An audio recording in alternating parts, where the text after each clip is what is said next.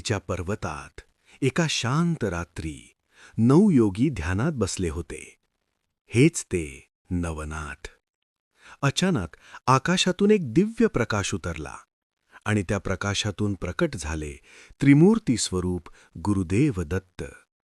नवनाथ नतमस्तक झाले. दत्तांनी शांतपणे विचारले, सिद्धी मोठी की करुणा? दत्तांनी एक साधा दगड हातात घेतला. नवनाथांनी मंत्र जप केला, तपश्चर्या केली, पण दगड तसाच राहिला. तेव्हा दत्त हसले. दत्तांनी त्या दगडावर हात ठेवला. क्षणात दगडातून कमळ उमललं.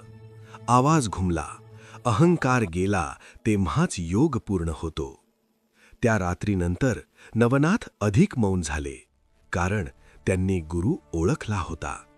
जय गुरुदेव दत्त. जय नवनाथ.